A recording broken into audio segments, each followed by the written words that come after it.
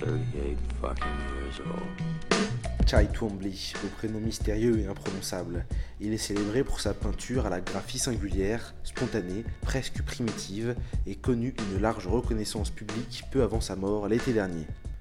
Mais aujourd'hui, voilà une toute autre facette de son travail. Des polaroids de grande dimension retravaillés à l'aide d'une photocopieuse à pigments.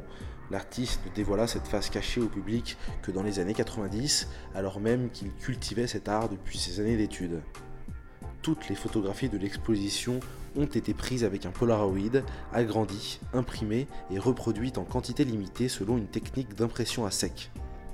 Ils ont décidé d'acheter une photocopieuse. Enfin, c'était vraiment une machine à pigments. Et ça, il a commencé à expérimenter. Il a commencé à jouer comme un instrument artistique avec les couleurs. Et il travaillait avec cette machine qui travaillait avec de l'encre, pas vraiment avec de l'encre, mais avec des pigments. Et il manipulait la machine en n'utilisant pas d'autofocus, en vraiment jouant avec les couleurs, en intégrant des flous.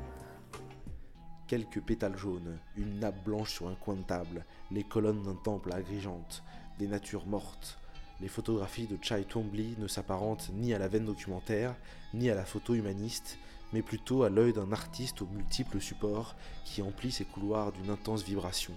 Ces clichés explorent la lumière et les impressions de flou. Ce manque de netteté donne à ces photographies une dimension poétique, un style que certains relient au pictorialisme. Mais en fait, le pictorialisme, c'est un mouvement qui a commencé fin 19e siècle, où la photographie, pour la première fois, était utilisée comme un outil artistique, en fait. Donc pas documentaire, mais où ça devenait quelque chose d'artistique.